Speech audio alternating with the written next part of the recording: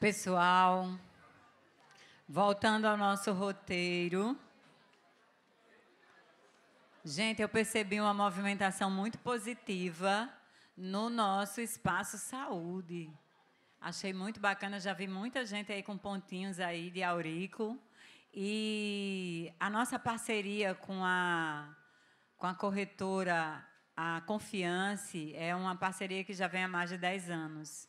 E não só com planos maravilhosos que a associação fecha em prol dos seus associados, a Confiança está sempre nos nossos eventos e comprou comigo a ideia de nós termos sempre o espaço saúde. Em alguns eventos, a gente coloca massoterapeuta, sempre tem aferição de pressão, sempre tem teste de glicemia, estão sempre distribuindo brindes que tem a ver com a saúde, e todo mundo aí está aí com sua garrafinha, sabe da importância do que é tomar água, né? Então, assim, é um parceiro nosso que a gente não pode deixar enfraquecer nunca essa parceria, né? E eu gostaria que João Paulo colocasse aí o vídeo da Confiança, por gentileza, e depois eu gostaria que Cláudia viesse aqui. Sobe logo, Claudinha. Vem para cá. Eu queria uma salva de palmas para essa mulher. Fica aqui comigo para a gente assistir aqui o vídeo da Confiança e depois Cláudia tem 5 minutinhos num papinho rápido com vocês. Tá bom, pessoal? Pode soltar o vídeo, João. Você sente que o plano de saúde da sua empresa não está funcionando? RH sobrecarregado, os colaboradores insatisfeitos? Nós ajudamos a sua empresa a escolher um plano com inteligência. Analisamos o perfil, necessidades e objetivos do seu time.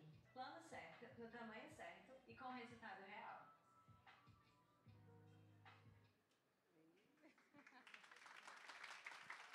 Nossa garota propaganda aí, né? Pessoal, boa tarde a todos. Como o nosso presidente falou, é uma honra poder participar do 5º Fórum de RH. E, ao longo dos anos, a gente vê novas caras, novas pessoas participando. Isso é um evento que a gente, quando está nas empresas, sabe o movimento que é, né? De como as pessoas hoje querem participar. A gente vê palestrantes cada vez mais... não que os outros não sejam, né, ao longo dos anos, mas palestrantes qualificados, trazendo conteúdo cada vez mais atualizado. Isso é muito bacana. Eu fico aqui nos bastidores e fico aqui me coçando para tentar acompanhar as palestras, que são sempre muito boas. Então, pessoal, obrigada, né, pelo momento. Tenho como agradecer à Sur, né, através de si, do presidente Gilvan Michelson. E falar um pouquinho da Confiança e Benefícios. Nós somos uma corretora de seguros especializada em benefícios opcionais e nós atendemos grandes empresas, empresas de médio porte, empresas de pequeno porte, todo o mercado. Aqui na Ansurne, nós temos alguns parceiros, algumas empresas que já são clientes que estão conosco há algum tempo, e nós somos especialistas, como eu falei, em benefícios opcionais, tanto assistência médica, assistência odontológica, seguro de vida e previdência privada também. O que vocês precisarem, a gente está à disposição. Estamos trazendo aqui o Espaço Saúde, que tem um pouquinho de alguns serviços que a gente oferece, não só nos eventos das empresas que são nossas clientes, mas no evento aqui com a Ansurne também. E estamos à disposição para lhe atendê-los, e será sempre um grande prazer. Obrigada a todos, obrigada mais uma vez pelo espaço. Boa tarde e aproveitem. Obrigada, Claudinha.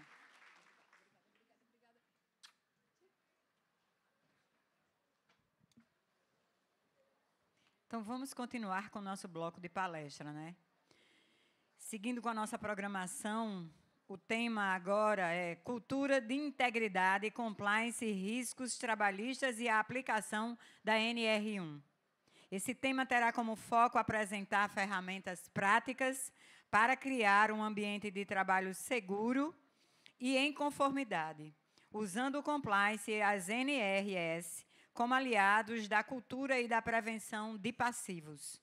Rodrigo Menezes é advogado no Rio Grande do Norte, com forte atuação em direito trabalhista e compliance, sócio do escritório especializado, atua em riscos trabalhistas, aplicação da NR1 e assessoramento jurídico para a prevenção de passivos. É com você, Rodrigo Menezes.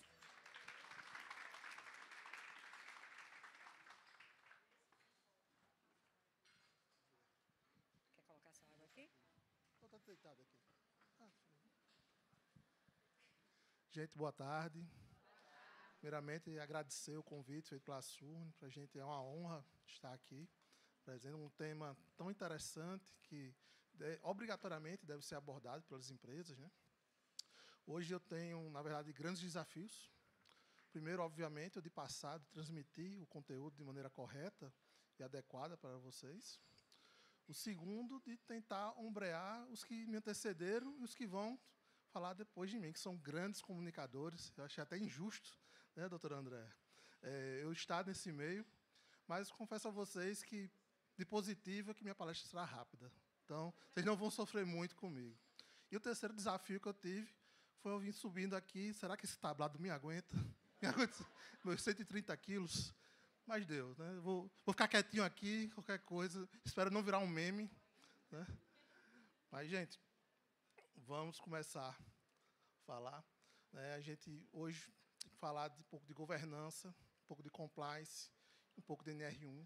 Né? Obviamente, falando de NR1, a gente tem que falar também um pouco de assédio. Né? Governança, quando a gente fala de governança, a gente está falando das normas, das direções, dos valores que a empresa tem. Né? E o compliance, que muita gente confunde, né? Acha que compliance e governança são uma coisa só.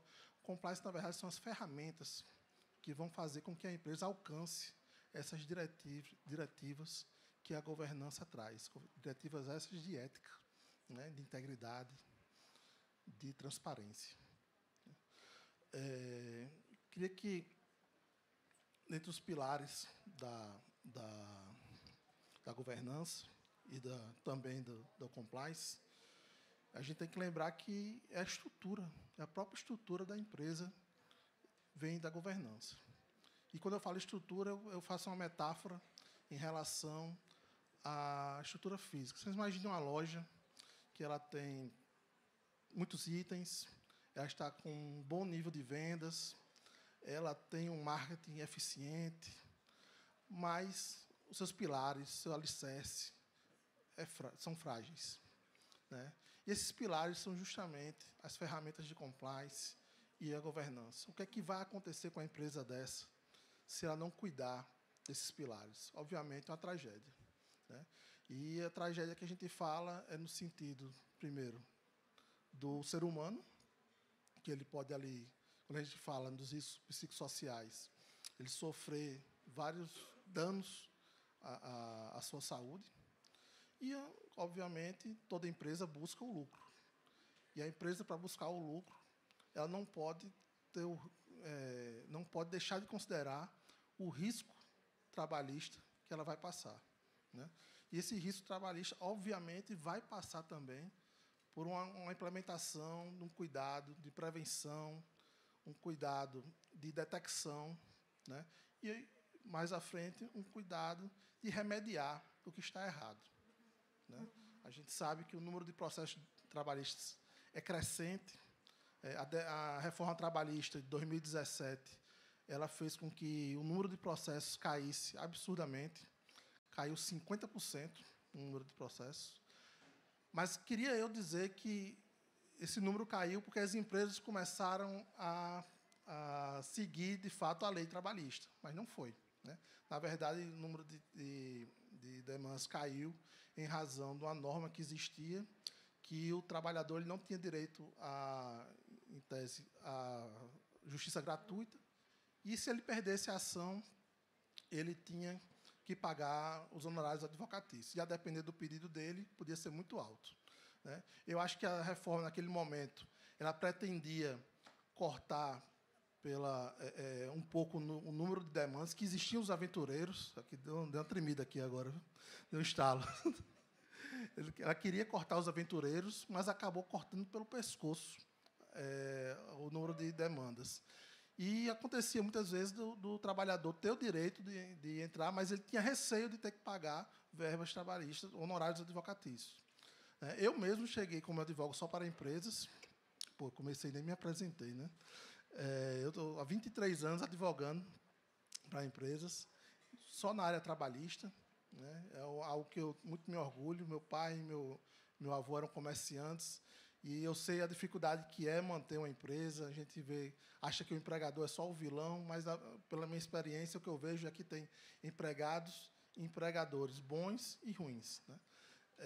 E, assim, defendo com muita firmeza esse setor patronal, porque sei também que é ele que faz o Brasil andar.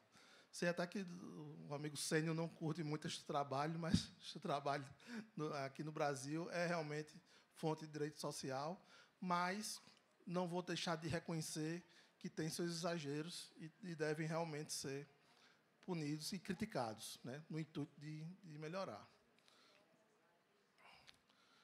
E a gôndola bomba, né? Como a saúde mental pode explodir sobre o mercado, justamente em relação ao custo que essa eu bebo muita água, ao custo que uma demanda trabalhista pode causar. E quando a gente fala de doença ocupacional, esse custo ele é altíssimo,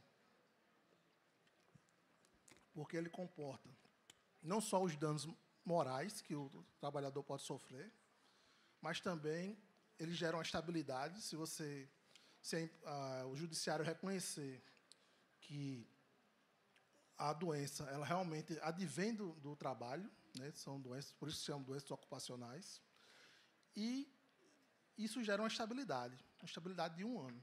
Então, o que é que pode acontecer? Esse trabalhador ele sai da empresa, ele pode, inclusive, nem ser demitido, ele pode pedir uma rescisão indireta. Alguém aqui sabe o que é rescisão indireta? A maioria aqui sabe, que é o TRH, né? Então, assim, quando você dá a justa causa da empresa ao trabalhador, ele vai receber as verbas como se fosse demitido sem justa causa e mais a indenização de 1 ano decorrente ali daquele adoecimento, né? Obviamente, lembrando, adoecimento ligado ao trabalho. Fora os danos morais e os danos materiais que ele vai ter, que é um custo de tratamento e eventual perda da capacidade laborativa. Então, se a perícia afirmar que esse trabalhador ele sofreu tanto, ele chegou a um esgotamento tão alto, que ele vai ter que reduzir a capacidade laborativa dele, por exemplo, estou citando aqui, em 50%, a empresa terá que pagar até a data de previsão de uma eventual morte dele, ou seja, no Brasil, hoje, a média é de 76 anos, a diferença que ele receberia se ele estivesse trabalhando. Então, são valores altíssimos.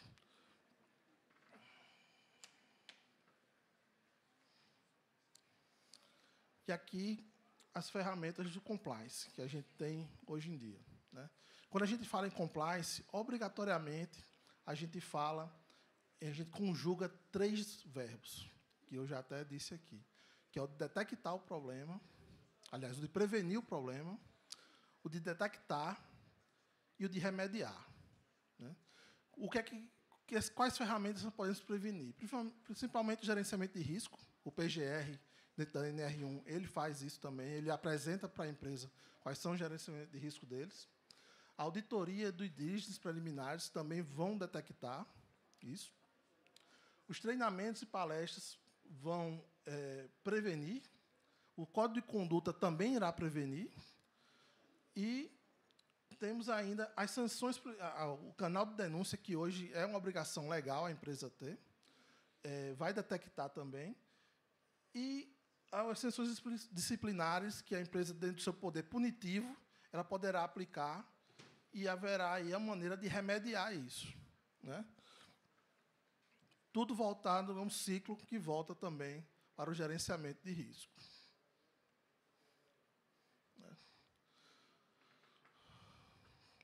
Aí o custo, são dados da OMS, que $1 trilhão são causados de prejuízo às empresas anualmente em razão de depressão, de ansiedade, né? Veja que é um problema que vai custar muito caro, realmente, ao trabalhador. Isso são dados que consideram, obviamente, o absenteísmo, a falta de produtividade, o trabalhador que está recebendo benefícios em razão desse afastamento, né? O Brasil, inclusive, dentro da América Latina, é o país que mais sofre com esses dados, né? Claro que o tamanho do Brasil contribui para isso, mas, proporcionalmente, é o país que mais sofre com ansiedade e depressão. apesar de sermos conhecidos como um país muito alegre, né, tropical, mas, na prática, os dados mostram diferentes. Né? E a NR1 agora não é mais sugestão. Né? Na verdade, nunca foi sugestão. Né? A questão da NR1 que ela foi complementada para incluir entre os seus riscos. A NR1 ela é uma norma regulamentadora do Ministério do Trabalho, que ela objetiva gerenciar qualquer risco dentro do ambiente de trabalho, mas acrescentou agora os riscos psicossociais. Como o André já adiantou, a lei era para ter começado agora em maio, mas houve uma pressão muito forte para que houvesse uma prorrogação. Ela está vigente, no sentido de ser uma lei apenas de caráter educativo. A punição só vai ocorrer daqui a 1 ano, com as multas. E é natural que o governo tomasse essa decisão. Né? Não foi à toa. Na verdade, os números do INSS demonstravam que houve um aumento absurdo do número de concessão de benefícios em razão de burnout, em razão de depressão. Realmente, o trabalhador ele não conseguia mais exercer sua atividade e se socorria do INSS. Isso gerou um custo altíssimo para o governo, e o governo meio que terceirizou também um pouco a sua obrigação. Né? No Brasil, infelizmente, o governo tem um pouquinho essa característica, mas não deixa de ser algo positivo também, no sentido de que vamos cuidar do trabalhador, vamos cuidar de quem está adoecendo. Embora eu ache que não cabe só à empresa, eu acho que o próprio governo ele também tem que fazer a parte dele. Essa questão de terceirização a gente vê em outros setores mesmo. A empresa, cada vez mais, ela está assumindo o papel do que seria do Estado. Né? A gente tem, por exemplo, o Minha Casa Minha Vida. Né? Quem constrói Minha Casa Minha Vida hoje tem que cuidar do calçamento ao redor do imóvel que ele vai entregar. Hoje, isso é uma obrigação do Estado, não é uma obrigação da empresa. Mas, dentro desse viés, a gente chega também nessa obrigação de gerenciar os riscos psicossociais. Né? A OIT define os riscos como uma interação entre o ambiente de trabalho e o indivíduo que afeta a saúde e o desempenho. São ingredientes amargos que ninguém quer receber. Sobrecarga de trabalho, horária, monotonia. Eu achei engraçado essa monotonia, porque no meu trabalho não falta, nunca vai acontecer monotonia. Falta de apoio de autonomia, assédio, como eu já falei, violência, burnout, segurança no mercado. Isso tudo é o que também que diz a lei e o que diz a própria OIT. Qual é o problema que a gente vê aí? É uma crítica que a gente faz na NR1, porque ela não diz quais são os fatores de risco de riscos psicossociais. A gente vê que isso é um esforço, claro, que vai ter um regulamento ainda que está sendo preparado no Ministério do Trabalho. Provavelmente eles vão indicar o que será o que são esses fatores, mas o que a gente já vê dentro dos PGRs que estão sendo construídos já sobre a égide dessa nova norma é que estão sendo considerados, obviamente, atividades que estão sujeitas sobre a jornada, atividades que estão sujeitas ao tratamento direto com o público.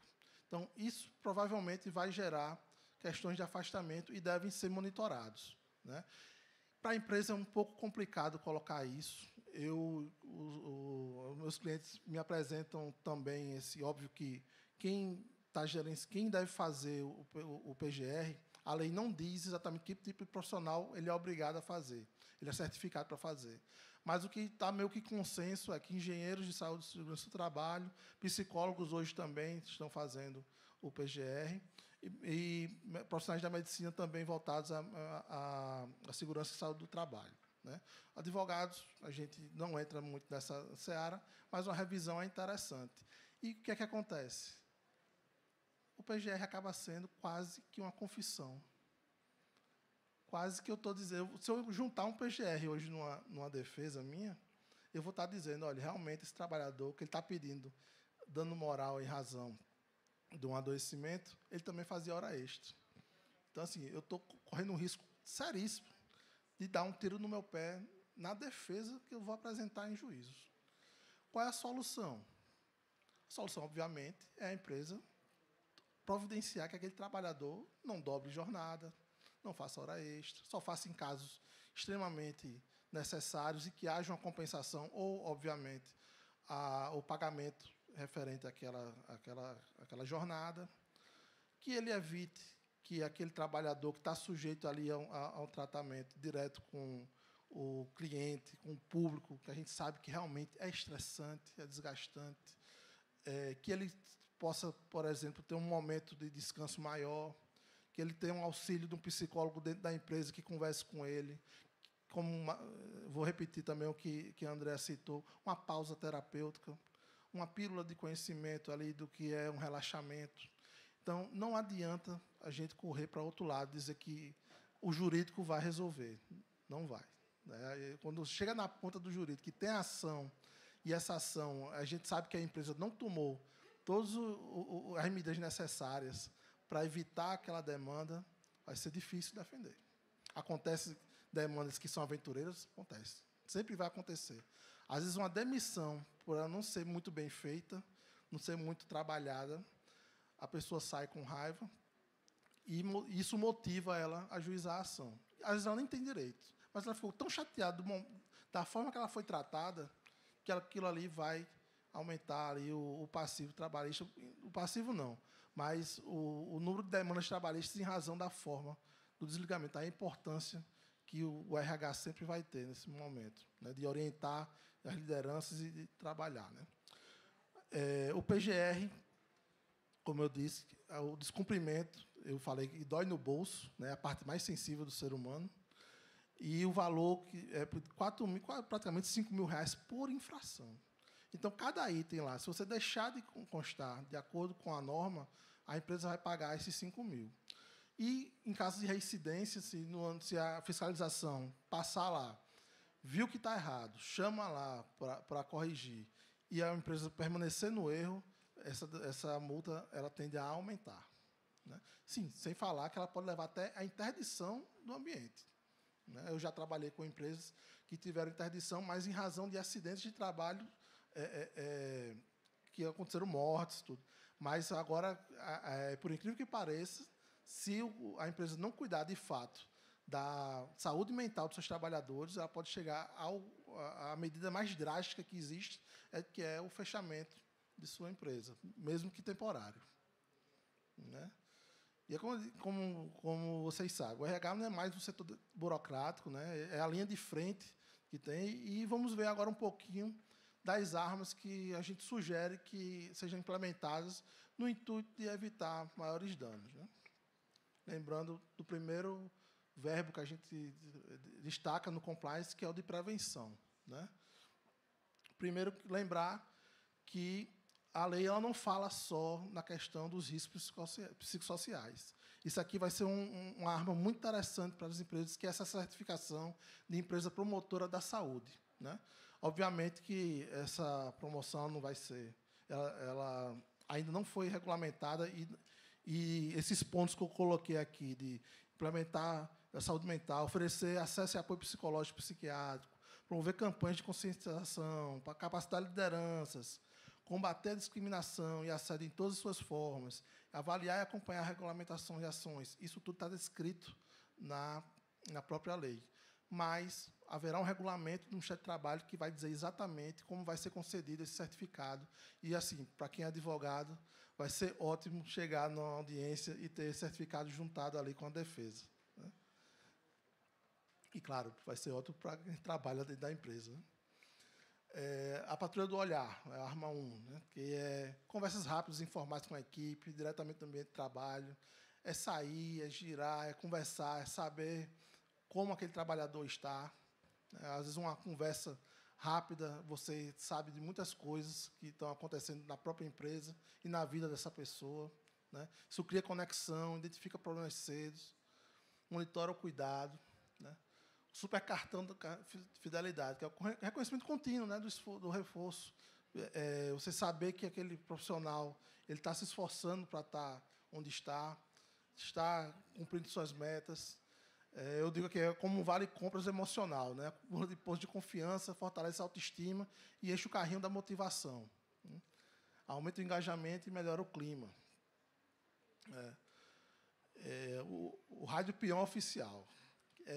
O canal de denúncias, né? Toda empresa hoje, é por lei isso, ela deve ter um canal de denúncias que seja possível fazer uma denúncia em que o trabalhador não seja identificado, né? Existem vários softwares que estão disponibilizados no mercado, que dizem o que é a forma realmente correta de você dirigir esse canal de denúncias. E o canal de denúncias é uma ferramenta extremamente relevante. Estralou de novo aqui. Com o canal de denúncias, você consegue identificar os problemas, evitar isso. Quando eu falo problemas, evitar o assédio. Às vezes a empresa está sendo roubada, vítima de fraudes, e o trabalhador está vendo aquilo ali do lado dele, não tem coragem de denunciar, porque não sabe em quem confiar, e ele vai, através do meio do canal de denúncias, poder fazer isso. Então, assim, é um custo ter o canal de denúncias, mas, na verdade, é um grande investimento, né? Quem participa de investigações internas aqui dentro da empresa sabe disso, como a gente pode coibir qualquer dano na empresa com base no canal de denúncias. É engraçado que eu estou com a TV aqui, mas meu óculos ele tem grau só embaixo. Quando eu vou ler, eu não consigo ler aqui. O treinamento de choque, treinamento também é outra ferramenta que vocês têm que investir. Seja um treinamento do assédio, que também é obrigação legal. Não basta mais você fazer aquele treinamento só no CIPAT, você tem que fazer de maneira rotineira. A parte educacional contra o assédio é muito importante. Os meus clientes hoje, a gente manda as pílulas de assédio, né, contra o assédio, 1 minuto de fala para ser distribuído, para passar na televisão que tem dentro dos refeitórios, para ser encaminhado por e-mail para as lideranças, para ser de conhecimento de toda a empresa, porque hoje a lei exige isso.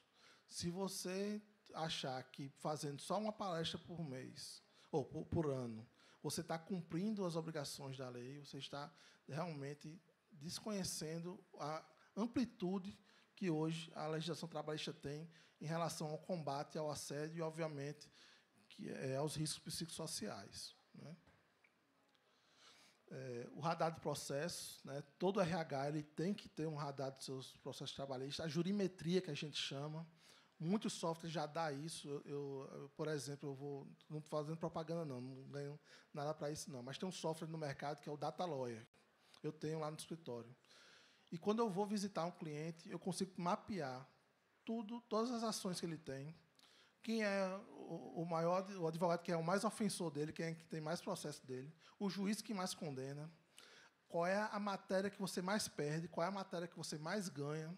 Então, com base nisso, você consegue ali orientar toda a empresa. Dizer, se eu tenho um problema de hora extra dentro da empresa, eu, obviamente, tenho que orientar toda a equipe para dizer, olha, a gente tem que sanar aqui, porque está vazando dinheiro da empresa, porque ou não está sendo compensado, ou a gente não está pagando corretamente as horas extras. Eu passei errado. Sim, o código de conduta, ele deve ser, de fato, também. Não basta mais a gente, na entrada da admissão, você botar o trabalhador para ele assinar aquele código, tem que ser algo trabalhado constantemente. Você tem que trazer isso, vem a questão da cultura, né? Resgatar a cultura desse código de conduta, trazê-lo diariamente para que o trabalhador sempre se reforce o que é que deve fazer, isso não só do código, mas do regimento interno da empresa também. Eu vejo muitas vezes penalizar um trabalhador por descumprimento do código, do regimento interno, e muitas vezes a gente não tem a evidência de que aquele regimento foi apresentado de maneira correta ao trabalhador. Então, aquela penalidade que foi aplicada, ela é nula. E ali são processos que revertem em justa causa, e aí vem um dano moral também, vai onerar a empresa. Pesquisa de crime organizacional, né? Focar nos riscos psicossociais é outra ferramenta que pode e deve ser utilizada dentro das empresas, né? E é isso, né? A empresa vai buscar o lucro ou o processo, né? Cabe a nós, enquanto jurídico, buscar evitar, trazer segurança jurídica, que no Brasil é difícil ter segurança jurídica, né? A gente vê muito, toda semana a gente vê o TST mudar de entendimento, Agora o TST tem até feito o julgamento de alguns temas por meio de RDR, que tem ajudado muito, que meio que fortalece a parte de consultoria do jurídico, porque ele pode dizer, pronto, de fato, agora o TST está decidindo tal matéria dessa forma. E não são poucos, não. Né? Eu acho que já julgaram cerca de 55 temas. Isso é importante que o jurídico transmita para o RH, para que o RH aplique no dia a dia e questione também em que momento ele deve ou não aplicar determinadas situações. E o TST, nesse momento, tem andado muito bem nesse sentido. Né? E é isso, gente. Encerrando aqui, né, a gôndola está no fio da navalha, qual é a decisão. Né? A NR1, o compliance são amigos, são ferramentas, são armas que obrigatoriamente devem ser utilizados em prol, de fato, da saúde do trabalhador. Né? Então, queria agradecer a todos. Como eu disse, eu fui breve, estava ali vendo só o tempo passando, mas acho que eu terminei até um pouquinho antes. E muito obrigado pela oportunidade de estar aqui com vocês.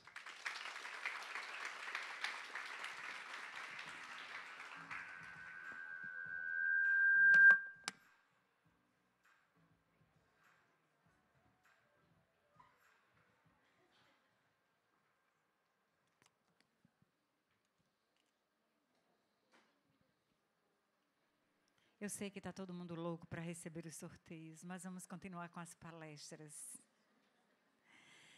E agora, antecipando, é a nossa penúltima palestra. Nós vamos para o seguinte tema: comunicação estratégica, o motor do pertencimento, clima e reputação no varejo. Esse tema terá como foco o papel da comunicação interna para manter a cultura viva, fortalecer o sentimento de pertencimento e construir uma marca empregadora forte.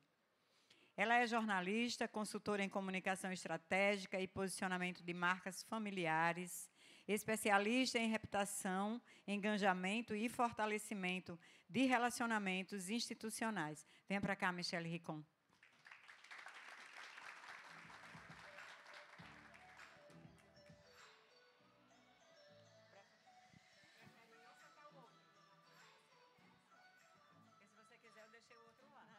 Obrigada, Cida. Obrigada a vocês. Tudo bem? Boa tarde. Ai, que coisa boa estar aqui com vocês. Queria agradecer, em especial, a Surne e a Andréia por ter feito esse meio de campo para que a gente pudesse estar aqui batendo um papo sobre comunicação estratégica e sobre alguns temas, algumas questões que elas são muito pertinentes, especialmente porque... Vamos combinar, né? A gente gosta disso aqui, de estar todo mundo junto, numa mesinha, somos seres gregários, a gente gosta de estar junto um com o outro. E eu acho que é isso que dá sentido à vida da gente, porque assim a gente troca experiências, a gente troca olhares, a gente consegue contribuir com a experiência do outro. Às vezes, um problema que a gente tem que acha que é só na empresa da gente, a gente olha do lado e o outro também tem uma experiência semelhante, e assim a gente consegue crescer. E tem, inclusive, na filosofia, um conceito de que da saída da gente, do nível mais baixo, né, da humanidade, até nos tornarmos sábios, a ferramenta que tem em comum em todos esses processos é uma só: convivência. Olha como é importante a convivência, como é importante treinamentos assim, que envolvem várias pessoas e várias experiências. Aí trago para vocês também, antecipando aqui o conteúdo da gente, uma outra questão. Vocês conhecem a pedra mais preciosa, mais dura que tem, que é o quê? O diamante. Para o diamante se tornar um brilhante, o que precisa acontecer? Ele precisa ser lapidado. Ele sai de pedra bruta para pedra preciosa, depois de passar por muito perrengue. Aí se torna, assim, um brilhante. Então, vamos nos tornar brilhantes por meio dessa lapidação, e aqui a proposta para vocês é um pouquinho disso. E aí, o que a gente traz aqui? Comunicação estratégica como motor do pertencimento, do clima e da reputação no varejo, temas que os meus antecessores aqui, nesse palco, trouxeram de alguma forma, e a gente vai esmiuçar aqui em 30 minutinhos, rapidinho, para vocês. Aqui um pouquinho sobre mim. Quem eu sou? Sou jornalista, estou com 30 anos na área de comunicação, me formei aqui na UFRN mesmo, trabalhei por 22 anos na maior empresa de comunicação do Rio Grande do Norte, fazendo matérias locais e, sobretudo, nacionais. E, nos últimos 5 anos, saí da televisão, né, mais fortemente da televisão, entrei no mundo corporativo, trabalhei 3 anos na Unimed com a Andréia também, e aí, há uns 2 anos e meio, 3 anos, estou empreendendo. E, olha, vou dizer para vocês, foi uma das melhores coisas que aconteceram na minha vida, empreender. E aqui, para quem ainda não sabe quem eu sou, ou nunca me viu, isso aqui sou eu, alguns anos atrás.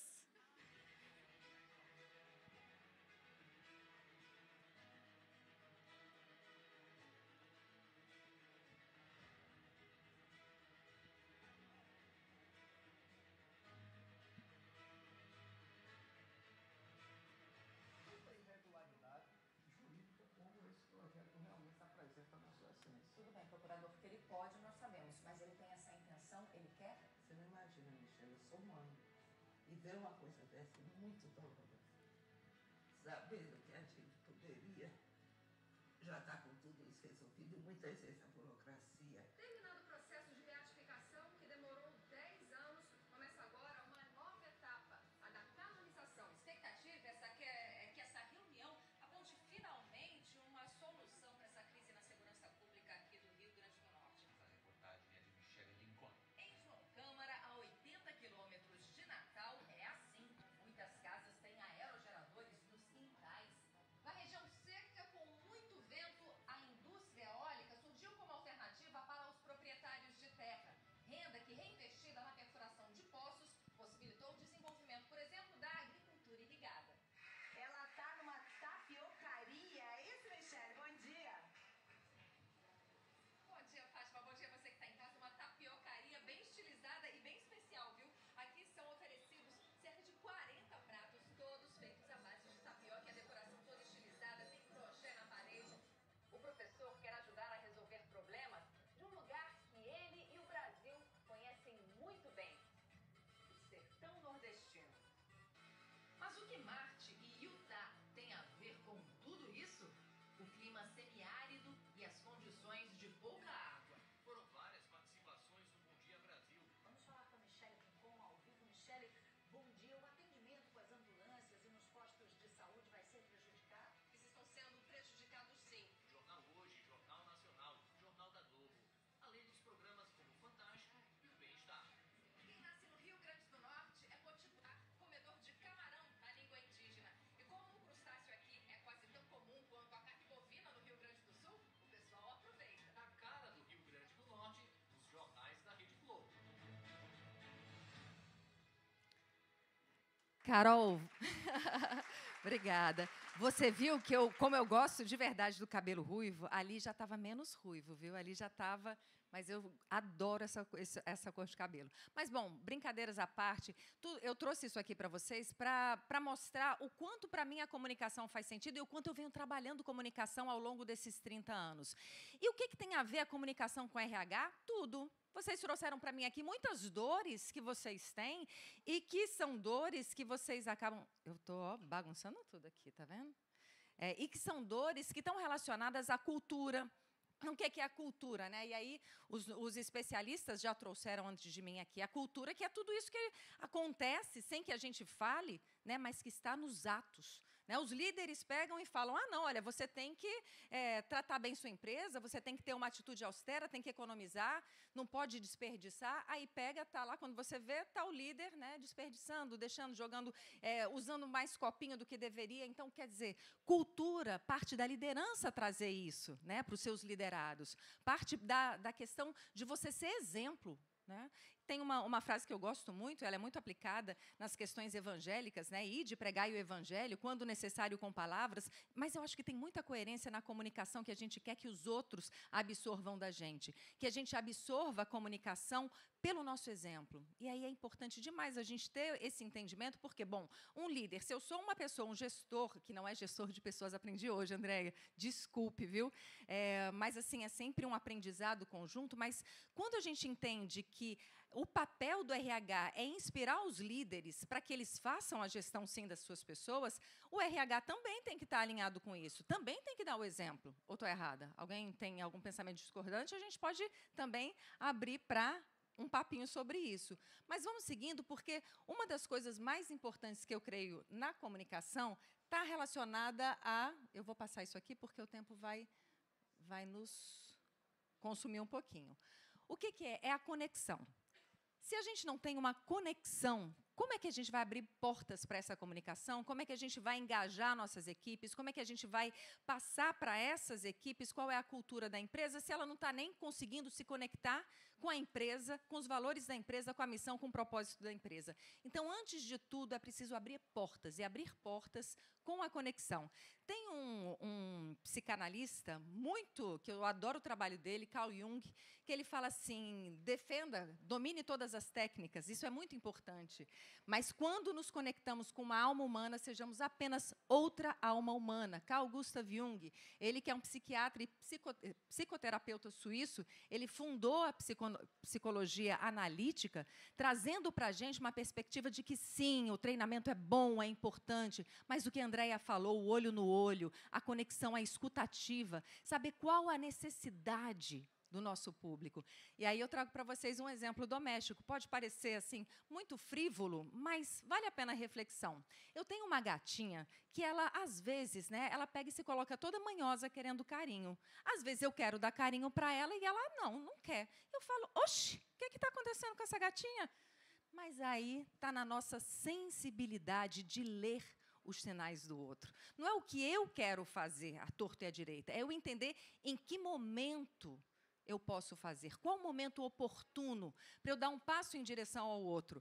A ferramenta que a Andréia falou, do check-in, de saber como é que o colaborador está. Oi, como é que você está se sentindo hoje, verdadeiramente? Aí a pessoa fala assim, puxa, hoje eu estou com muita ansiedade. Aí você vai tratar de um assunto delicado com uma pessoa que está ansiosa? Vai dar certo? Eu acho que não.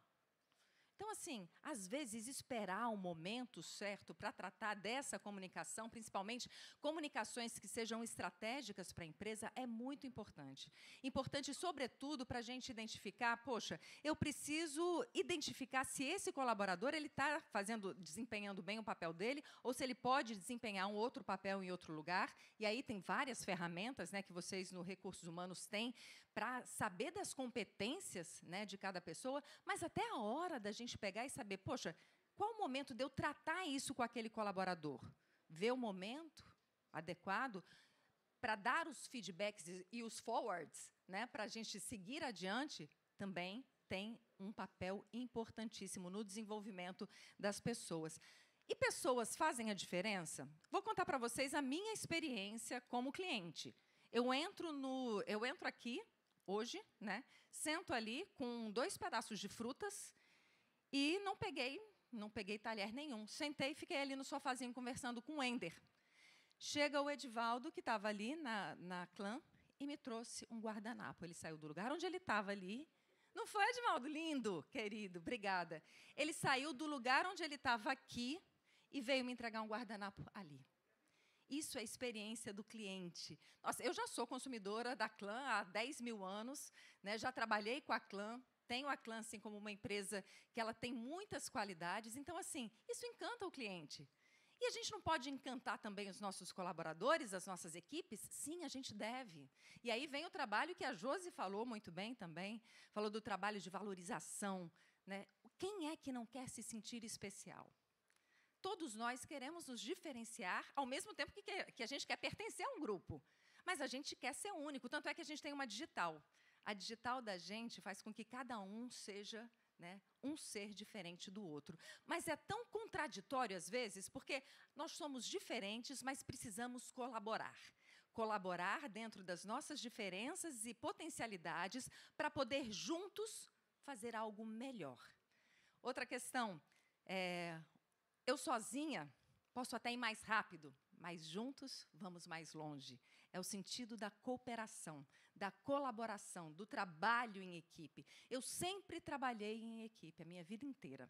E acho que não tem nada mais desafiador, por um lado, e mais relevante e agregador para as nossas potencialidades do que o trabalho em equipe. Porque a gente briga assim, não tem gente chata na empresa? Tem. Tem gente chata em casa? Tem. Tem gente chata em tudo quanto é lugar. Mas aí já vem Sartre também, dizendo assim, o inferno são os outros. São os outros? Ops! Eita! Senta que lá vem história. Vocês não são desse tempo, eu sou do tempo do Senta que lá vem história da TV Futura. Mas então, assim, senta que lá vem história porque, na verdade, são projeções. A gente projeta no outro o que está na gente. Onde quer que a gente vá, a gente só vai levar a porção de beleza que a gente trouxer com a gente.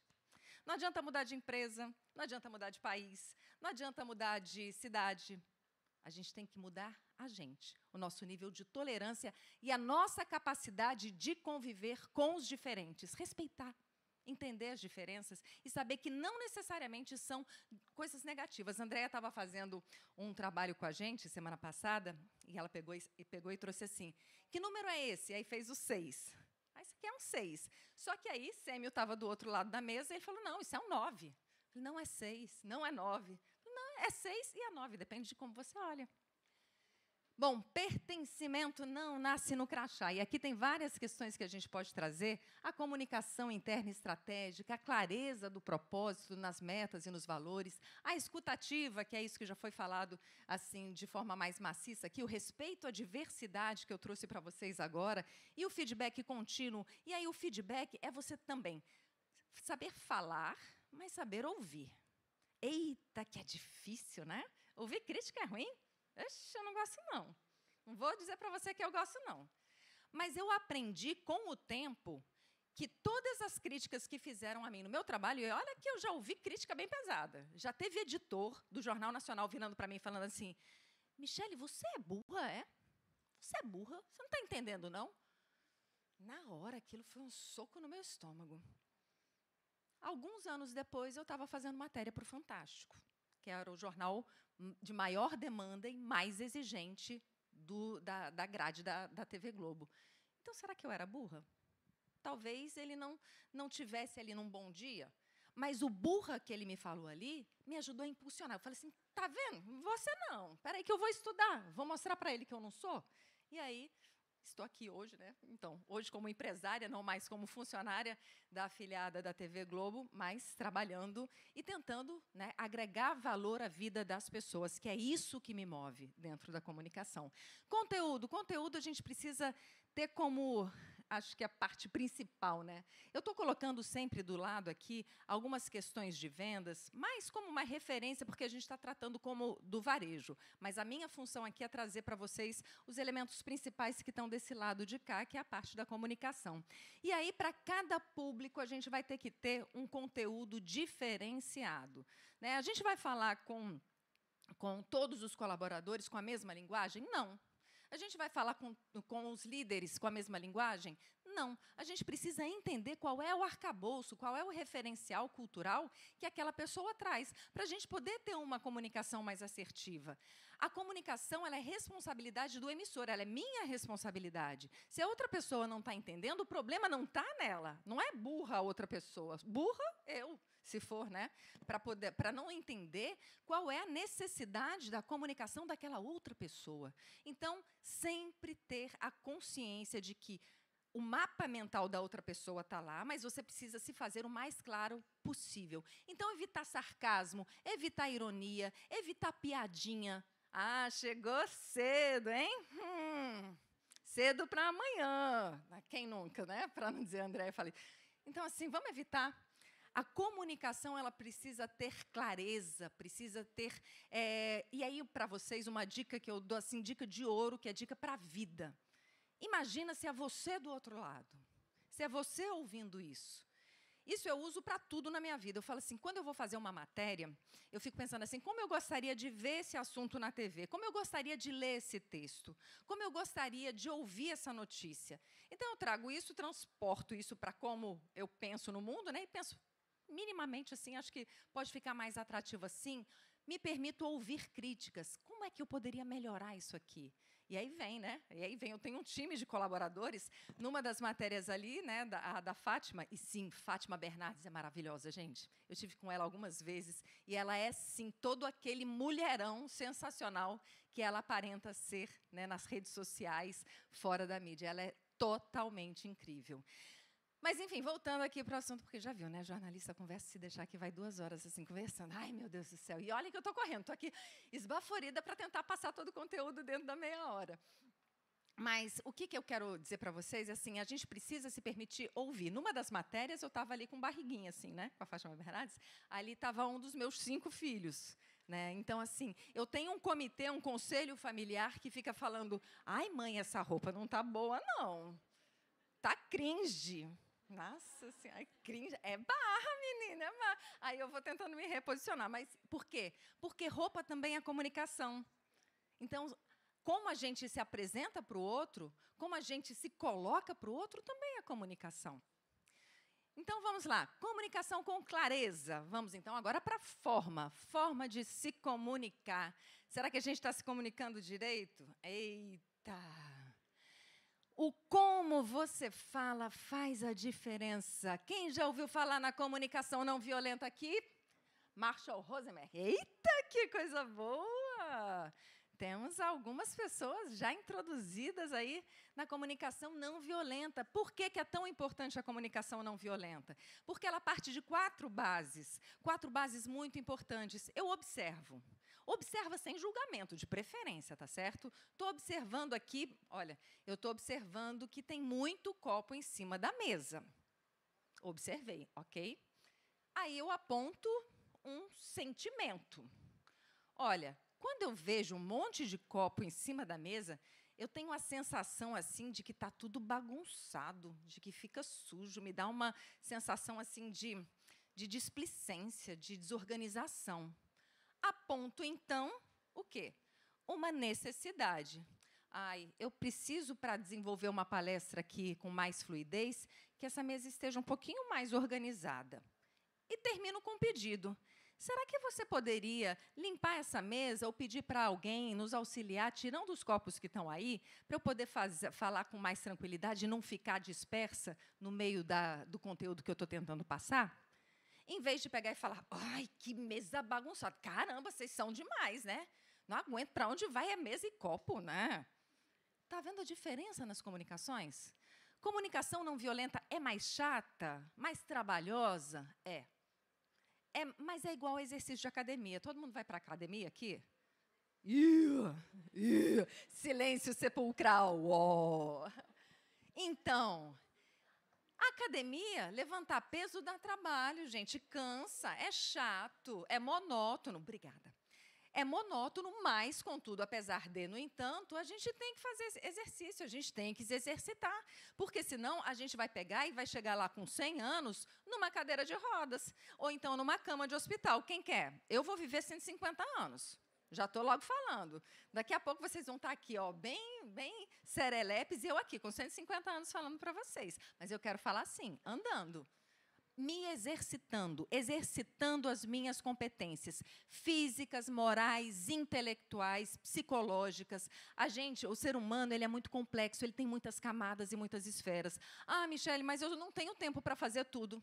Se você não é sua prioridade, alguma coisa está errada. Os seus colaboradores vão ser sua prioridade, se nem você mesmo é sua prioridade, vamos nos cuidar, né? Vamos lá, né, gata? Reputação. Eita, olha só. O que é reputação? Alguém me ajuda? Reputação. O que a gente diz, o que a gente pratica, o que a gente percebe. Então, reputação. Reputação é algo que a gente tenta zelar ao máximo. Ao máximo, né? Eu falo assim, puxa vida. Eu construí um trabalho aqui no Rio Grande do Norte ao longo de 30 anos. Então, eu fico pensando assim, puxa vida, eu tenho uma reputação a zelar, não tenho? Em tese, tenho. Tenho que me preocupar com isso? Acho que normal, né? Mas, assim, se eu tiver coerência entre o que eu penso, entre o que eu falo e entre o que eu faço, será que eu vou ter alguma coisa para temer? Não.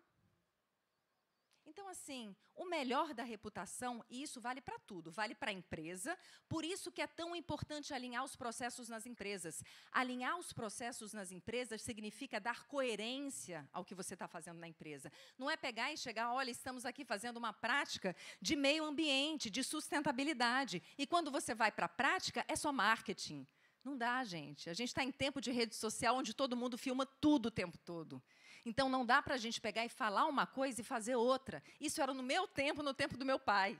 Hoje em dia, em tempos de redes sociais, de imagem que sai ali na televisão, está gravado o tempo todo, a gente tem que ter coerência. LGPD, Lei Geral de Proteção de Dados, está aí para mostrar, sim, que a gente tem alguns direitos em relação aos nossos dados pessoais, mas tem alguns dados que a gente não vai ter como controlar. A imagem que tiram da gente, a foto que tiram da gente, aquele vídeo que viraliza. Então, cuidar da reputação é, sobretudo, cuidar da coerência entre o que você quer que as pessoas percebam sobre você e o que você é de fato. E aí, meu povo, vamos só seguir. É porque tem que passar para cá, né? 10 minutinhos e a pessoa correndo.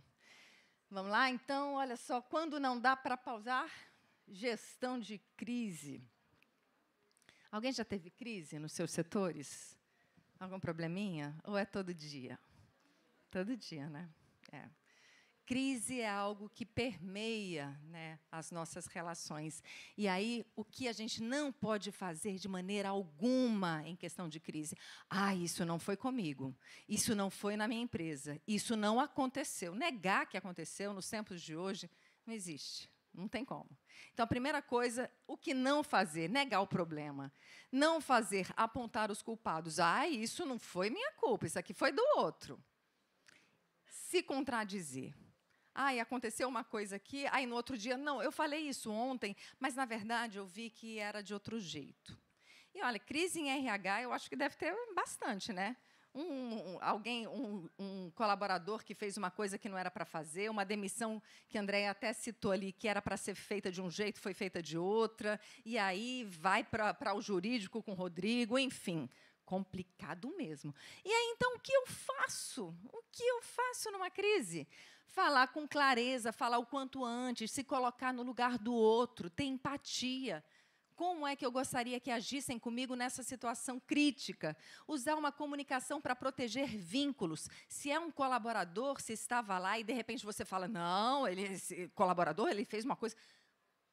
Avalie um pouquinho, porque, às vezes, quando se toma uma medida para um indivíduo, essa medida ela repercute no todo, né? Existe muito uma questão do efeito manada, né, que faz com que um tome as dores do outro. Então, assim, medir, pesar cada ato é importante, tá?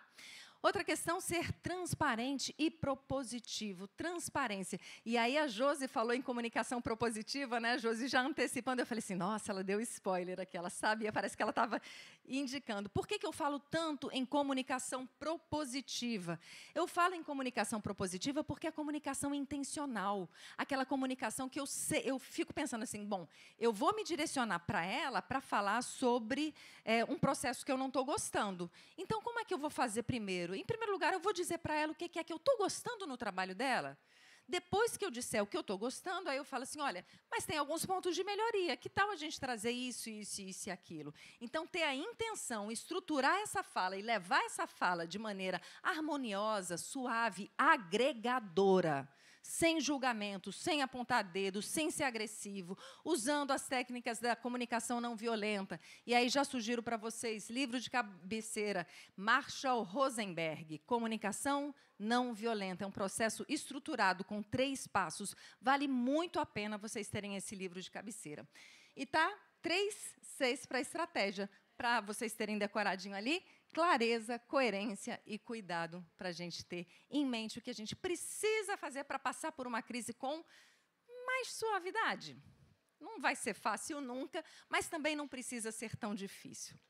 No mais, gente, é isso. Comunicar bem é liderar, é ter assertividade. Não precisa ter peso na comunicação. Dá para fazer uma comunicação leve, sim. Dá para fazer uma comunicação que se conecte, que traga para a gente em momentos difíceis, soluções que podem agregar valor para o seu grupo de liderados e para a empresa como um todo.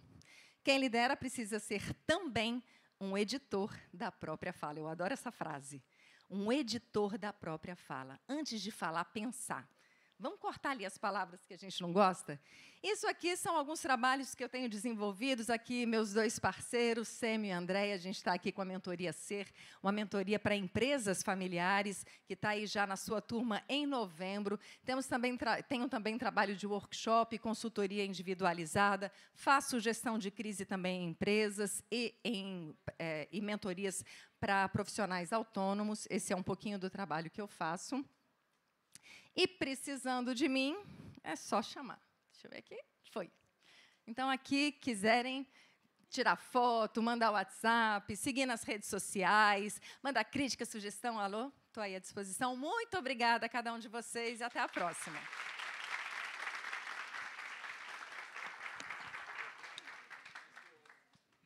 Obrigada, minha querida, pela partilha maravilhosa.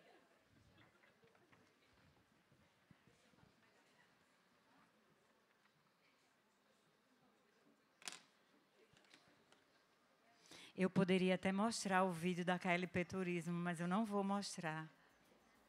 Eu vou finalizar, né, o nosso bloco de palestra. Maravilhoso, por sinal, né, pessoal? E para finalizar a programação de palestras, vamos para o último tema da tarde, ESG e governança da cultura familiar, a perenidade do negócio.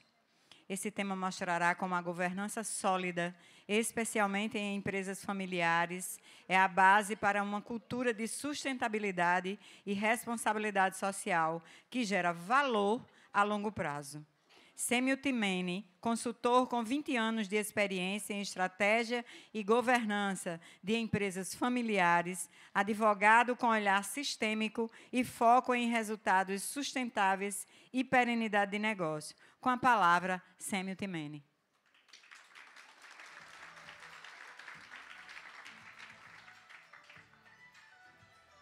Obrigado, Cida, obrigado.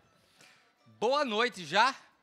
Boa noite a todos. É uma alegria estar aqui com vocês.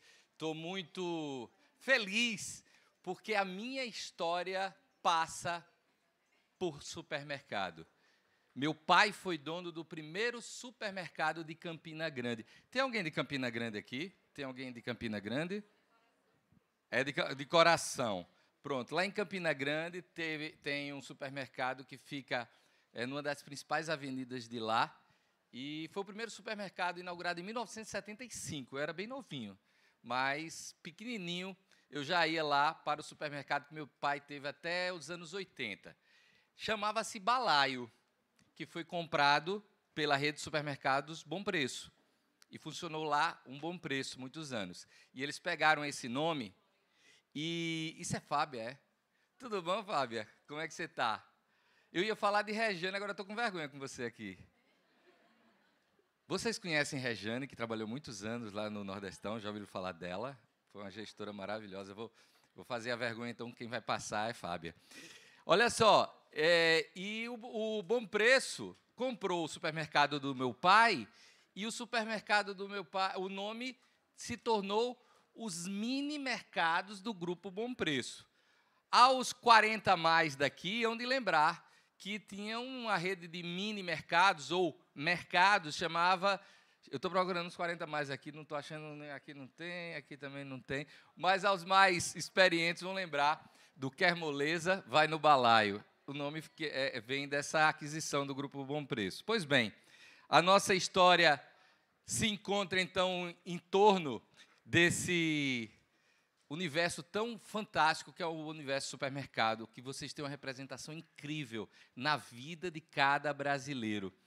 E eu venho conversar, olha, a minha empresa de consultoria, 20 anos esse ano, eu já fui apresentado a você, a minha esposa perguntou e disse, você só tem esse blazer e essa camisa, é? Ficou parecendo, né? Muito bem, já fui apresentado, vou trazer para vocês aqui o tema do que eu vou bater um papo com vocês, ESG. Essas 3 letras que estão cada vez mais ganhando relevância no mundo dos negócios. E a costura que eu venho trazer para vocês é porque, ao longo dos últimos 20 anos, eu tenho me dedicado ao universo das empresas familiares. Andréia, Michele está aí, Michele e Andréia, atentem agora à resposta que eles vão me dar, Olha só. Quem trabalha em uma empresa familiar aqui, levanta o braço. Uau, obrigado, gente. Obrigado. Eu chamei a atenção das duas, porque nós estamos dedicados, através dessa mentoria que agora há pouco vocês foram apresentados, a esse universo, que é tão único, é tão particular, é tão fantástico, e é muitas vezes melhor do que um não familiar. E é sobre isso que eu venho trazer. Como é que essas 3 letras, que têm a ver com o universo de empresas, são letras que falam em inglês, meio ambiente, o social e a governança, como é que isso se encontra nas empresas familiares que vocês estão aí presentes no dia a dia? Eu venho trazer, nesse começo, a história de uma família empreendedora e seus dilemas. Gente, eu não estou falando da família dona do supermercado que vocês trabalham lá, tá bom? Eu não adivinhei. Mas sim, as dores são muito parecidas. Eu trago a história fictícia da família Freire. A família Freire é formada por um casal que lá na década de 90, num balcãozinho simples, no supermercado com as prateleiras à mostra, botaram sua mercearia de bairro. Sua mercearia que atendia ali a região, que atendia com a caderneta, porque naquela época, tão importante quanto estar presente era conhecer pelo nome cada cliente que entrava, porque dava para fazer isso. E esse casal, eles, ao longo dos anos, foram crescendo não só o negócio, mas também foram crescendo a família. E essa família, o desafio de crescer no mercadinho de bairro, né? E essa família, em paralelo, cuidar da família, porque essa família crescia junto com os negócios. E quantos aqui não vivenciam o fato de que, se filhos ou membros dessas empresas familiares também não cresceram junto com o negócio? Esses dois enfrentam aí ao longo dos anos tantas e tantas crises nesse Brasil, tantas e tantas demandas desse negócio que tem sim futuro e que termina trazendo, nesse longínquo ano de 2025, uma família formada pelo casal fundador e agora 3 filhos. Esses filhos que têm várias demandas e os conflitos intergeracionais começam a existir dentro dessa família. O filho mais velho é aquele que pensa na parte financeira e questiona qual é a diferença em comprar, por exemplo, de um fornecedor que usa ESG, que tem essas 3 letrinhas, para aquele outro que consegue vender até mais barato do que o outro. Qual a verdadeira diferença? Qual a verdadeira necessidade de se preocupar com questões ambientais? Ou de questões sociais? Tem alguém aqui da Rede Mais? Tem alguém da Rede Mais? Vixe Maria! Algum de vocês é da Rede Mais lá de Currais Novos? Currais Novos, como é o nome do seu chefe lá? Vocês conhecem Manel Filho? Figuraça. Essa história que me contou foi seu chefe. Manel Filho disse que quando precisa... Eu estou todo arrepiado aqui, não dá para ver, mas eu estou todo arrepiado. Porque eu não sabia que ia ter. A Fábia ali, aí a outra aqui é liderada de Manel Filho.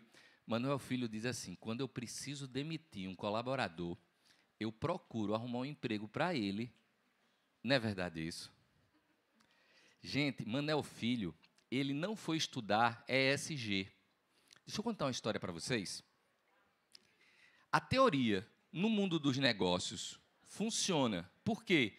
Porque nada mais é do que os consultores que escreveram livros e teorias e mais teorias sobre essas 3 letras.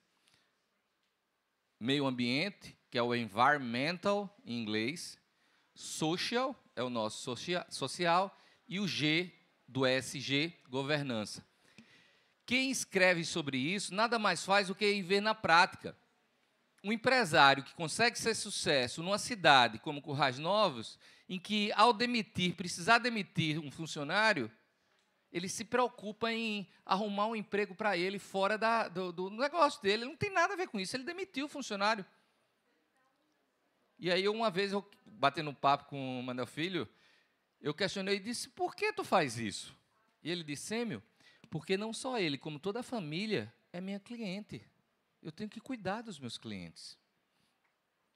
Gente, vocês trabalham num segmento em que não só seus colaboradores, como todos os seus familiares, podem ser seus clientes. Eu escutei a Michelle Rincon, que está indo embora discretamente para não chamar atenção. Ela vai fazer o podcast agora, um beijo para você. Ela é minha amiga, tá, gente? É por isso que eu faço essas coisas. E ela me mata depois. Ela vai sair dali, eu vou contar uma historinha que eu achei ótima. Essa carinha de moleca dela, que ela mostrou nos vídeos aqui, Michelle me deu a honra de ser minha colega de bancada durante algum tempo. Hoje ela é a titular. Ela foi embora? Não, ela vai sair por aí, né? Venha que eu estou falando de você.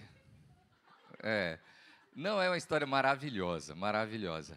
Ela me deu, durante um tempo, a alegria de tê-la como minha co-host, lá apresentando o programa. E teve uma oportunidade em que veio um grande líder empresarial do nosso estado ser entrevistado, pela primeira vez. E ele estava nervoso. E, ao sentar na bancada, ele que é um quarentão, ele olhou para ela e disse no ar, Michelle, é uma grande alegria e honra conhecer você, porque você faz parte da minha infância. Eu sei que eu disse, eu olhei no ar para ele e disse, sua infância? Como assim? Não é minha infância, da minha vida e tal, e tal. Um beijo. Beijo, valeu. Então, gente, Manuel Filho faz isso porque ele tem a sensibilidade desse S, social, que o americano escreveu a teoria, porque no mundo dos negócios, a teoria, na prática, funciona. Por quê? Porque vem da prática. Alguém faz coisas como essa que termina impactando a vida de muitos. Voltando para a família Freire aqui, as divergências intergeracionais passam por questões como os desafios dos filhos dentro do negócio e os conflitos de pensamento e até os medos próprios de cada geração, que são cada vez maiores. Eu sei que essa família fictícia, ela se replica no universo de muitos de vocês, ou porque vocês são membros de empresas familiares, ou porque trabalham em empresas familiares, e sabe que o conflito, ele existe. Sêmio, o conflito é bom ou é ruim? O conflito é ótimo, desde que não vire briga, desde que não vire confusão. Já diz um grande escritor que, em uma empresa que um fala e 9 balançam a cabeça, 9 são dispensáveis. O conflito é bom. A troca de ideias é ótimo. O que não pode haver é briga e confusão. E nessa costura do ESG é o que eu vou dar ênfase para vocês aqui. Por quê? Porque, olha só, qual a solução? Perpetuar a cultura para perpetuar o negócio. Vocês tiveram a oportunidade ao longo da tarde de hoje, com a Andréia abrindo nossa tarde, e tantas outras conversas que vocês tiveram aqui, de falar sobre questões ligadas à cultura. Destrói um bocado de coisa, né, Andréia? Antes do almoço. Ela é poderosa. Entenda, se você conscientemente não está atento para as questões culturais dentro da tua organização, saiba, ela existe mesmo assim. Por isso que eu falo da beleza de trabalhar a cultura para perpetuar o negócio, mas eu trago numa forma de... Afinal, como é que faz isso? Eu trabalho numa rede de supermercados, eu trabalho num supermercado que tem um dono e que a família dele está inserida lá dentro e que vocês falam aí que, consciente ou não, a cultura existe. E você tem a grande missão ao trabalhar no RH. Se com Andréia você escutou ela falar, espero eu, tá? Porque ela me ensinou muita coisa que eu trago hoje para aqui com vocês. A gente se aprende muito. Os 3 somos muito amigos. E ela me falou, disse, ela deve ter repetido para vocês, eu não estava ainda aqui, mas ela deve ter dito que o líder, ele é o grande responsável pela cultura. Mas o embaixador, o guardião da cultura é o líder. Mas o embaixador é você, do RH. É você que, ao costurar tudo isso desse líder, você tem que ver se isso está acontecendo no dia a dia. Por isso que eu vou trazer aí, como resposta para isso daí, uma abordagem dupla. Mapeamento da cultura familiar e mapeamento da cultura organizacional. Poxa, Semi, como assim? Cultura familiar. Gente, é o lado não escrito. É aquilo que existe muitas vezes nas empresas familiares e ninguém se apercebe. São valores que são trazidos dos fundadores como... O que é que os fundadores mais valorizam? São as relações humanas? É a qualidade? Tem que trazer isso para ser positivado, virar letra escrita. Tem que vir aflorar. Tem que se ter certeza. Quais são as histórias mais contadas na empresa e na família? Olha, questões como ritos e rituais familiares. Como são as reuniões familiares? Será que eles estão discutindo o assunto de casa no trabalho e assunto do trabalho em casa? Será que acontece, por acaso, na empresa familiar da qual você trabalha, algo como... Não, lá na empresa a gente sempre se reúne. Todo dia meu filho vai almoçar comigo, a gente vai se reunindo no carro, na hora do almoço e na volta. Espero que não seja assim. Espero que o almoço do domingo ou o aniversário do neto não seja aquela oportunidade que eles tiveram para conversar sobre a troca daquele caminhão ou daquele carro. Quando começa o shh, pensou que eu adivinho. Não, eu sei que acontece isso muito nas vidas das empresas familiares. Gente, vocês trabalham em empresas familiares normais. A grande questão é, o mundo de hoje aceita esse nível de informalidade? E a resposta é não. E vocês que trabalham com todas essas questões, eu vim aqui imbuído, Leonardo, imbuído do sentimento de deixar materializado em cada um de vocês a boa missão de levar para os seus líderes a mensagem de que vocês precisam trabalhar a cultura familiar de maneira positivada.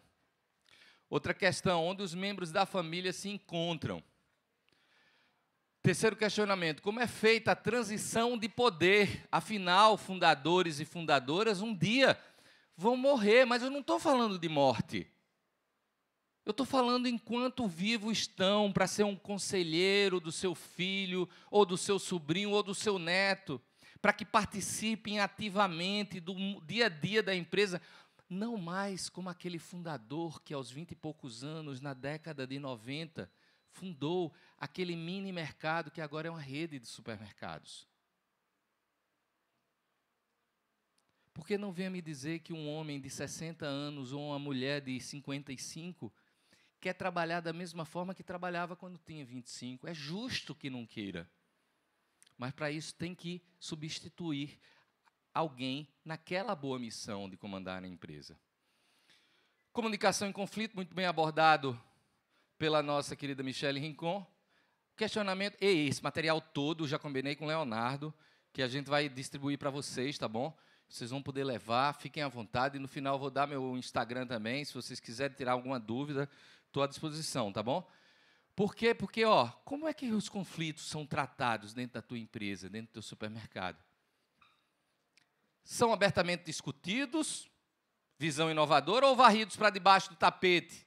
Que é como nossos avós e nossos pais costumavam lidar com problemas. A frase não é minha, é de um querido amigo, / atual presidente da OAB, Carlos Kelsen. Ele diz assim, um problema que poderia até ser resolvido de maneira fácil, é fruto de várias conversas que são empurradas para debaixo do tapete. Um problema que poderia até ser resolvido fácil, vira um grande problema porque são empurrados para debaixo do tapete. Essa é a cultura familiar que tem que vir para emergir, tem que ser positivada, gente, porque a cultura é uma tapeçaria complexa, tecida com os fios da gestão profissional e principalmente com os laços, valores e hábitos da família empreendedora. O que há de mais importante... Ei, vocês estão medindo o tempo, né? Eu tenho quanto tempo? Quem está medindo meu tempo? Oba, não tem ninguém. Ai, você. Quando faltar 10 minutos, tu me avisa? Combinado. Se não me empolgo também. É dizer assim, gente, o que há de mais importante são os valores que um dia brotaram do coração daquele casal que fundou o supermercado, precisa estar no coração de cada colaborador liderado dele. Mas, às vezes, Sêmio, o meu chefe nem tem consciência sobre esses valores. Aí é que está a sua boa missão como RH dessas organizações. Pois bem, vamos falar de cultura organizacional muito mais batido, tá? Até para dar uma acelerada aqui, porque vocês trabalharam muito isso com a Andréia.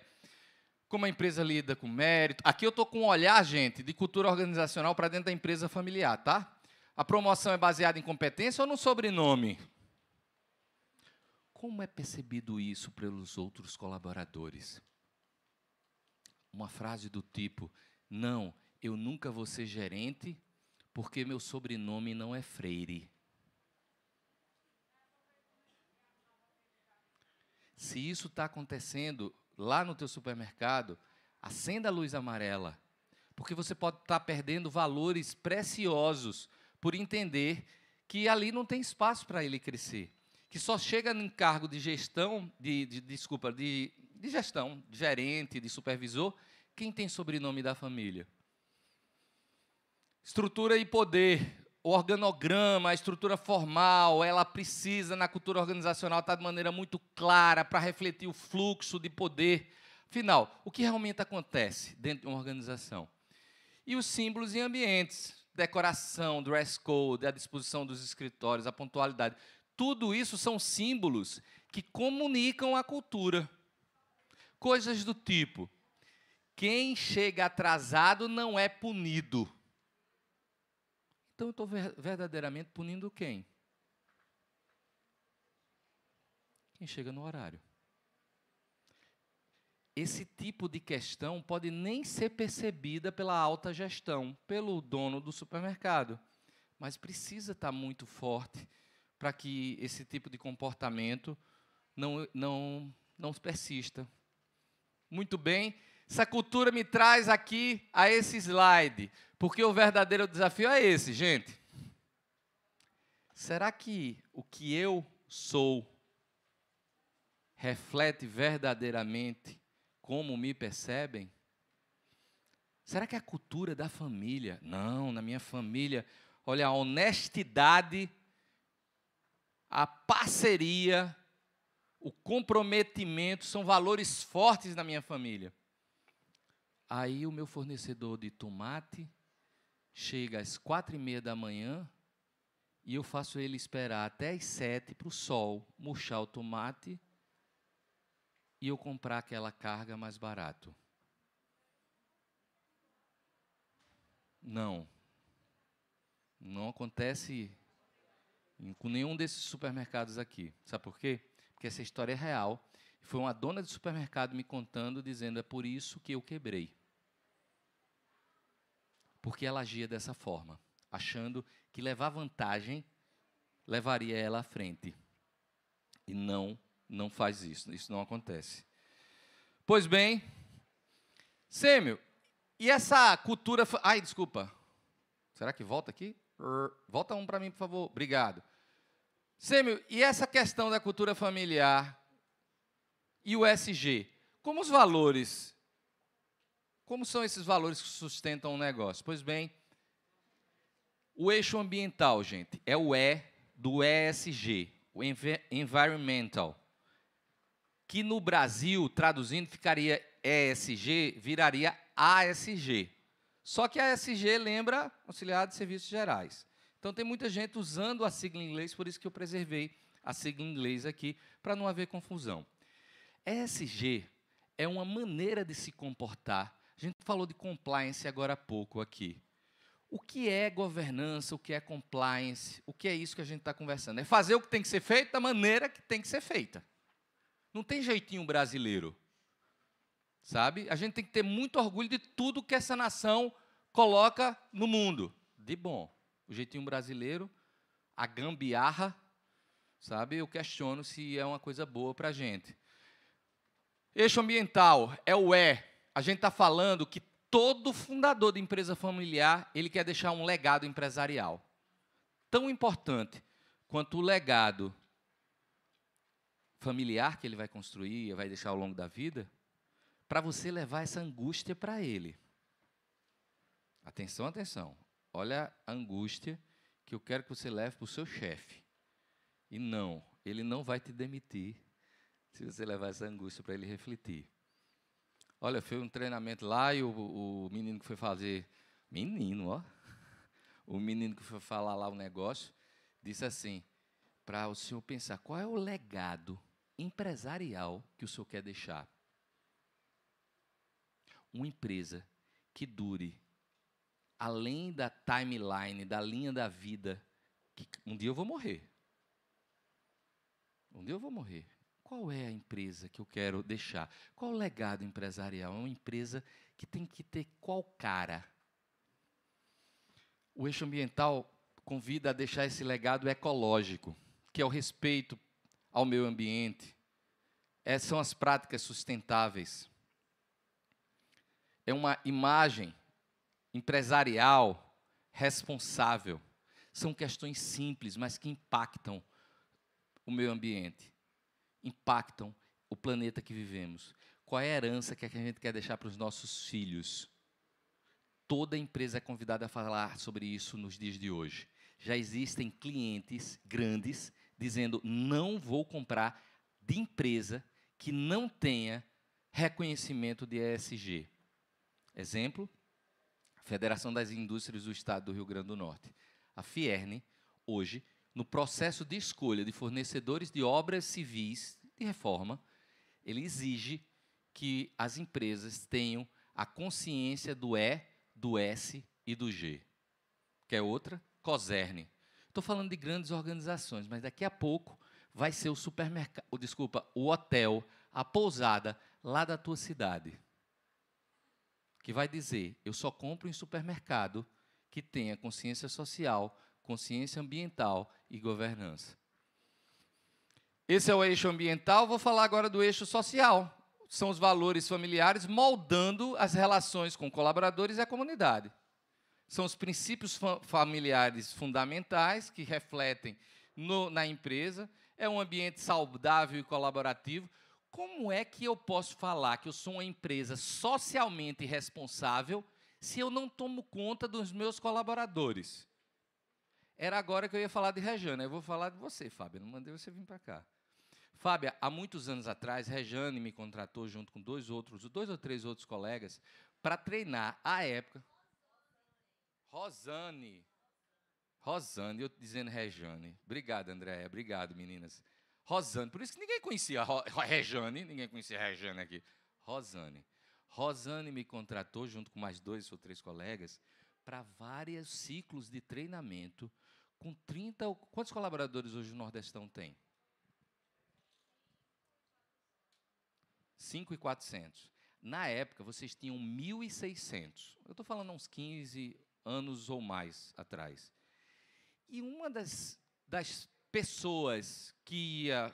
sala de treinamento eram várias turmas de 50, tá? 50 colaboradores em cada rodada. Aí eu cheguei um dia para ela e disse, minha bichinha, me diga uma coisa, eu sei que vocês têm muito colaborador, mas até os terceirizados vocês estão treinando?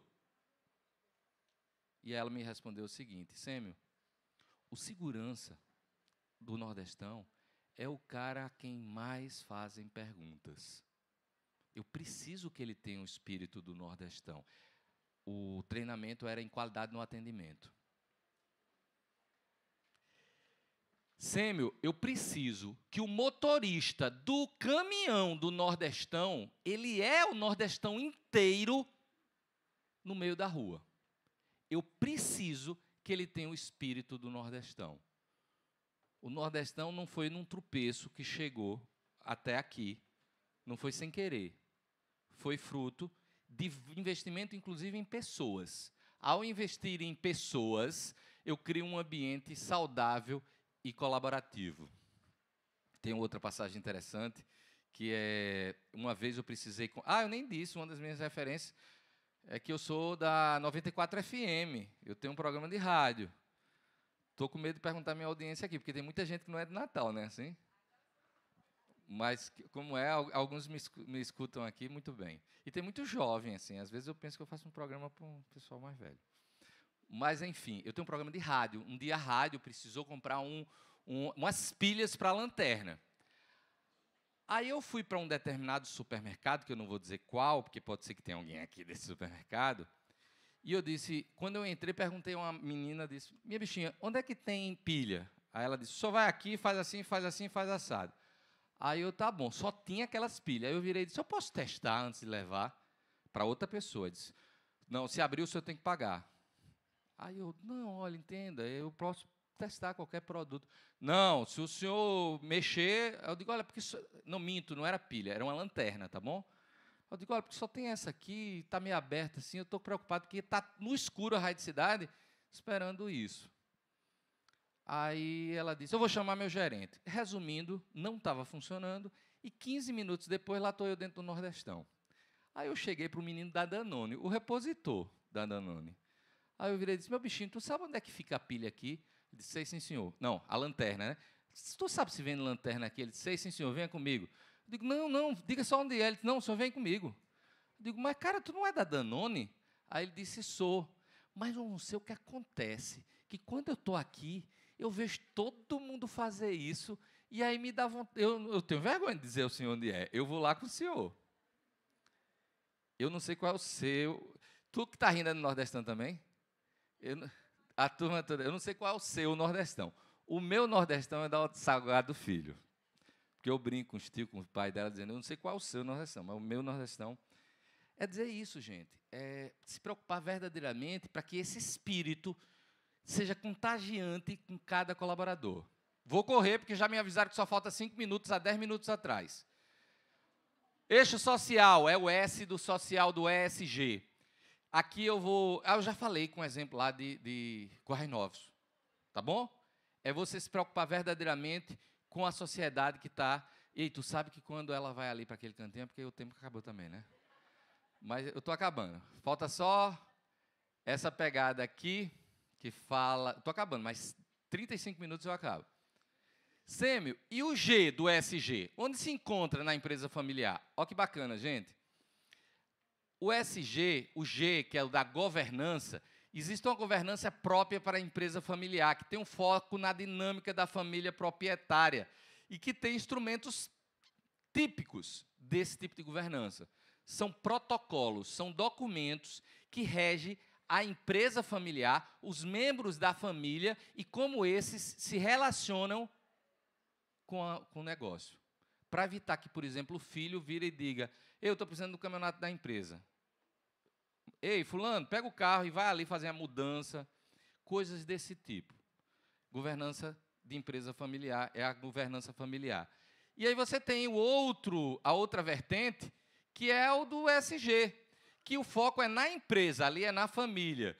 O objetivo é trazer essa transparência, a ética, a prestação de contas, e tem outros instrumentos típicos que se encontram, não são excludentes, são muito importantes, mas não é o foco total da empresa familiar. Pois bem, dito isso, eu venho e... Eita, é assim que diz que para eu ir embora, é? Volta aí, volta um, por favor, volta um, por favor. Eita, é para sambar. Então pula, tem nada não, pode ir em frente. Vai para aquele slide branquinho mesmo. Não sei o que é que houve, não. Não vai não. Pula mais um. É que tem uma convergência, depois desse material todo eu vou mandar para vocês. Então, recado final, tenho 3 slides apenas. Conselhos familiares, precisa levar para dentro dos supermercados que vocês trabalham, a ideia de que a família, negócios à parte. Assunto de família resolve na família, assunto de empresa tem que ser dentro da empresa. Protocolos de governanças e ações ambientais. Porque, gente, a governança familiar garante que a família fale a mesma língua. E a governança do ESG garante que essa voz tenha credibilidade diante da sociedade. Conclusão, integração, cultura e ESG, perenidade dos negócios e construção de legado.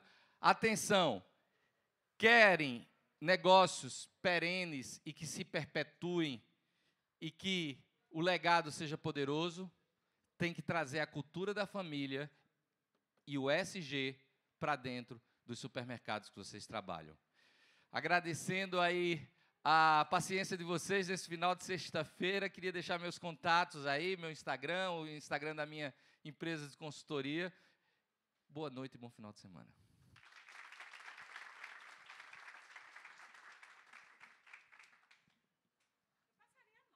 Oh! Eu que fiz aquilo, viu? Não, eu estou achando que foi você. Foi não. Obrigada, Obrigado a viu? você. Muito obrigada pela contribuição, Semi. Leonardo, venha para o palco, viu? Agora é a hora dos sorteios.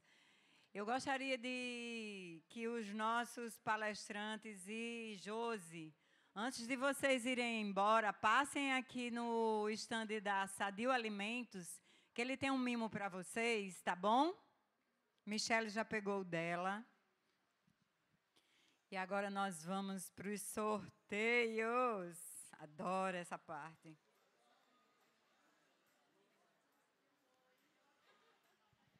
E nós vamos começar, lógico, pela cortesia de um final de semana no Chalé Lagoa dos Engás, em Martins. Nós tivemos 100